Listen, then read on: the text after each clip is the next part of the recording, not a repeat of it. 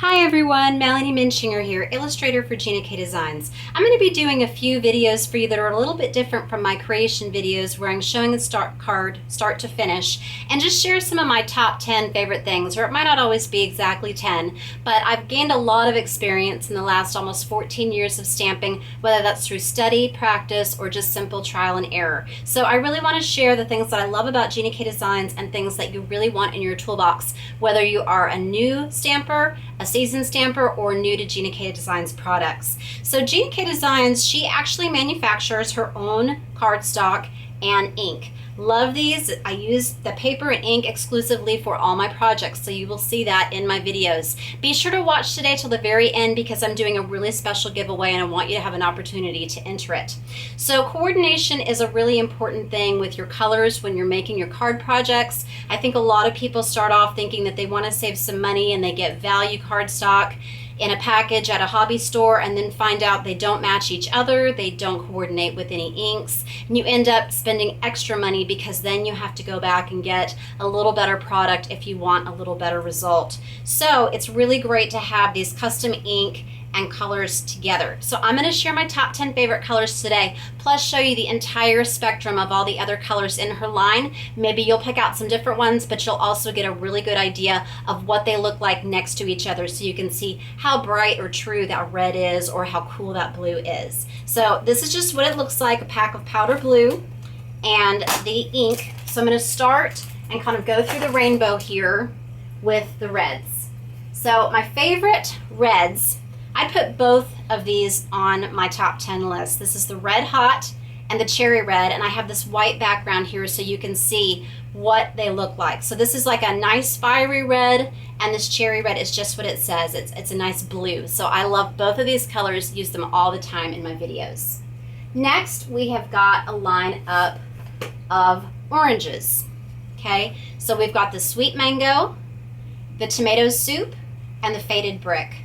So very different seasons here, very different choices. These are great for fall, but you can mix them in with other colors. Really love how brown this turns, but out of the oranges, I would say that Tomato Soup is my favorite. I use that one the most often.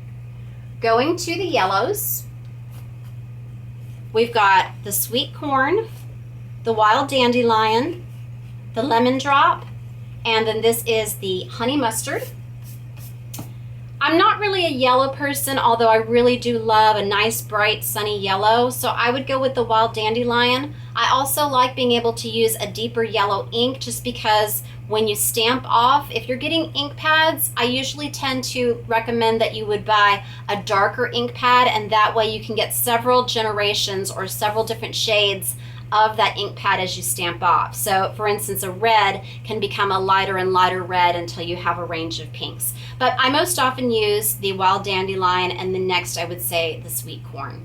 Honey Mustard though, this is a really great kind of neutral color for masculine projects or in the fall.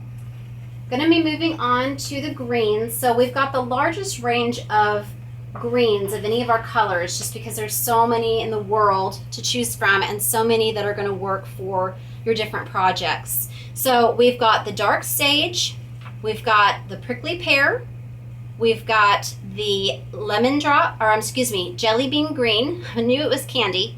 This is a brand new color, apple mint, the grass green, the fresh asparagus, and then the Christmas pine. Obviously, this is great for Christmas projects. The one that I use most often that I just really love with all of my florals is this fresh asparagus. But it's a little dark for spring, so if you want to lighten it up, I really like this grass green a lot. But there's room for all these different shades. My third favorite would be this jelly bean green. This is a lovely springy green. Okay, let's move on to the blues. Actually, I'm going to go to the blue greens first. So here we've got the blue raspberry, the blue lagoon that I used in a recent video doing that faux ceramic glaze, the turquoise sea, and the ocean mist. So love all these colors. I'm really into aqua and turquoises, but the ones that I use the most in this group are the ocean mist and the blue raspberry. Then the blues, we've got the powder blue, little boy blue, powder blue, blue denim, and finally the navy. My favorite in this collection is going to be this powder blue. In the purples, we have the wild wisteria, the lovely lavender, the wild lilac, and the edible eggplant. Out of these, I really love the wild wisteria, with this lovely lavender being a close second. Moving on to the pinks, we've got the passionate pink, the dusty rose, innocent pink, just peachy, and then this bubblegum color. Out of the three of these, the one that I use most often, that I think that is the most versatile, is this innocent pink. I really like this dusty rose also, and I use a lot of peach. Obviously this is a lot more orange. This looks so pale compared to the peach, but then when you put it next to the white, you can see this is a really beautiful, just little girl princess pink. And then finally, I'm going to go ahead and show you these neutrals. So we've got the sandy beach, and this has a lot of natural fibers in it, similar to the craft cardstock. I love craft. If you're going to be using it more for bases, then I recommend the craft, because this is 120 pound. If you're going to be using it more for layers, then I would recommend the sandy beach. This is an 80 pound, so that's going to make a difference. It's a little lightweight for a base, better for a mat. Then we've got the warm cocoa, the dark chocolate. This is the charcoal brown, so you can see it's a lot grayer than this dark chocolate, and then the black and the white. My favorite in this range is this dark chocolate. I use a ton of this, but you also know that you need black onyx, but I'm not really counting that in my top 10 because I'm really talking more about colors than about neutrals. But I definitely recommend having some black, because this makes every card pop and goes really nice and makes your greetings look really sharp when you're stamping them in black, which is my preference usually, to have a black greeting. And then finally the Gina K white, and they come in 2 weights. So if you're going to be doing a lot of clean white bases, then you definitely want to have some of the heavy base weight cardstock. So this is 120 pound, smooth finish, great for coloring, and any of your alcohol marker coloring that you do does not go through to the other side. So that's really essential. And then you'll save a little money and you'll have less bulk on your cards if you reserve the layering that you're doing, any of the stamping and colored images, on a layering weight cardstock rather than the base weight. So I hope this is helpful to you to see this huge range of colors. Almost all of the colors that I showed you now has a coordinating ink pad, so you can pick those up in the store. Be really pleased with them. They're very juicy, premium ink pads.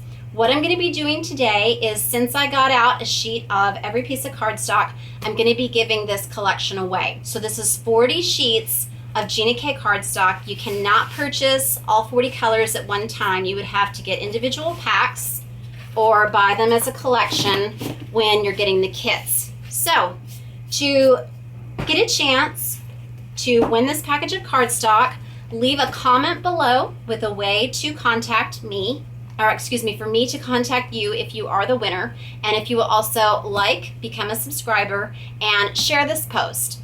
Thank you for watching today. I hope you are excited about these different colors, and this maybe gives you a little bit better idea of what you want to put on your wish list. And if you've been trying to narrow it down or thinking which color next, how can I best spend my dollar, those would be my go-to colors. Those are my favorites and just the ones that I find mix the best with other things. But there is a time and place for every single color. I do always make sure that I have an ample amount of each color cardstock in my collection, because I end up running out and then I wish that I had some of it when I don't have it. Thanks for watching today. I hope you're having a great summer. Please visit my blog, Hands, Head, and Heart, for more ideas and inspiration using all of our stamp sets, and at Gina K Designs and Stamp TV. Thank you for watching today. God bless.